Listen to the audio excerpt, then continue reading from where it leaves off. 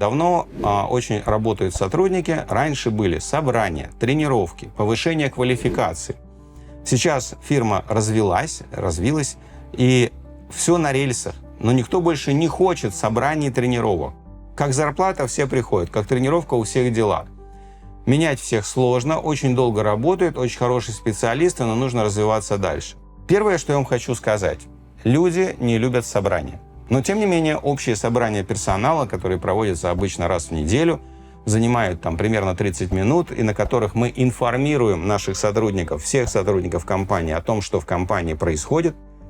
Ну, у нас онлайновая компания, но, тем не менее, у нас сотрудники собираются в Zoom, онлайн, каждую неделю на полчаса для того, чтобы мы могли провести общее собрание. Почему?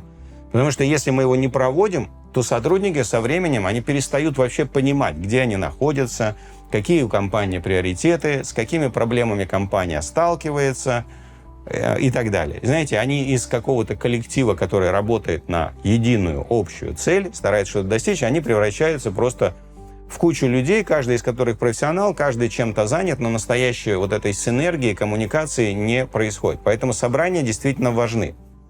И для того, чтобы люди приходили на собрания, я сейчас говорю только о собраниях, для того, чтобы люди приходили на собрания, им нужно объяснить, что собрание – это просто часть их работы. Это то, за что они получают заработную плату. Собрание – это просто часть обязанности каждого сотрудника. Это одна обязанность у каждого сотрудника, есть обязанность быть на этом общем собрании. Для чего? Для того, чтобы он понимал, что в компании происходит. Я не в курсе. Ричард мне пытался что-то объяснить, но я половину не понял и просто кивал и улыбался.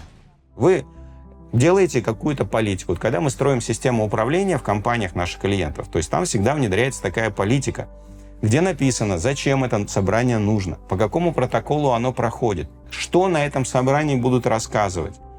Мы добиваемся, чтобы каждый сотрудник эту политику понимал, и потом мы требуем с него выполнения этой политики, так же, как мы требуем выполнения любых его функциональных обязанностей. Вообще, смотрите, люди — это очень хорошие, добрые, приятные, сотрудничающие существа. Люди — это не проблема. Люди — это то, из чего состоит бизнес. И поэтому для того, чтобы они делали то, что вы хотите, нужно, чтобы они понимали, зачем это нужно. На это придется потратить некоторое время. И поэтому, когда мы, например, строим систему управления, то каждый элемент системы управления обязательно проходит такой процесс, когда высшие руководители объясняют, зачем он нужен, как этот инструмент работает, как он вообще влияет на успех компании, на достижение целей. И потом мы требуем, чтобы сотрудники это использовали. Но не наоборот. Вы должны приходить на собрание, и мы при этом никак, ничего, ни слова не объяснили о том, зачем это собрание нужно. То же самое, что касается совещаний. Поймите, совещания, еженедельные, ежедневные совещания. Еженедельные обычно они длиннее, они занимают полчаса, может быть, час. Ежедневные они буквально 5 минут. Они необходимы, чтобы согласовать ход работы.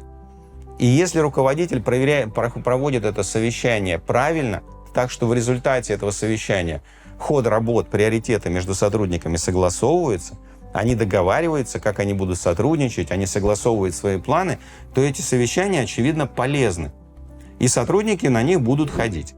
Но есть еще один нюанс, понимаете? У людей есть проблемы. У наших сотрудников есть проблемы. У кого-то клиент не хочет платить, у кого-то что-то с рекламой не получается, у кого-то цифры не сходятся. У каждого есть своя работа. И это здорово, что люди этой работой увлечены. Это круто, что они стараются ее сделать. Это супер то, что для них эта работа, ее результаты — это приоритет номер один. И поэтому вам всегда придется применять некоторое давление, применять некоторую волю руководителей для того, чтобы они пришли на совещание, они пришли на собрание.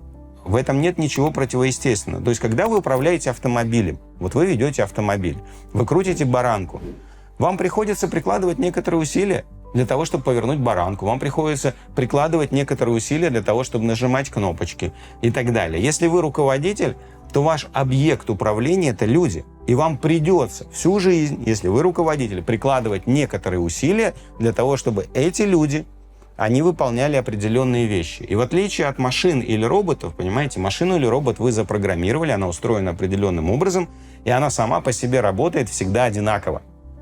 Люди — это не машины. Ты на это не запрограммирован. Меня нельзя запрограммировать.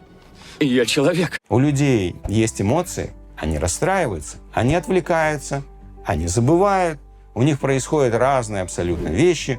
И поэтому вполне абсолютно нормально, что управление людьми гораздо более трудоемко, потому что вам нужно улаживать их эмоции, вам нужно с ними общаться постоянно и так далее. Это постоянный непрерывный процесс. И ничегошеньки мы с этим процессом с вами не сделаем. Поэтому руководитель должен заниматься людьми все время. Не воспринимайте это так. Ну, я же издал инструкцию, и теперь они должны, значит, как винтики и шпунтики, все время ей следовать. Нет, вам все время придется прикладывать некоторые усилия, и гораздо больше, чем вы прикладываете там, для управления автомобилем. Что касается увольнения. Увольнение – это последняя мера. Увольнение – это тогда, когда вы действуете профессионально как руководитель. Вы все правильно сделали. И у вас совершенно никак именно с этим человеком не получается. Ну, тогда увольнение может быть решением. Но вы просто осознайте, что до этого еще дожить надо. И, как правило, мы с вами не сделали очень много важных действий, важных шагов для того, чтобы дойти до этой точки увольнения. И это редко бывает нужно на самом деле.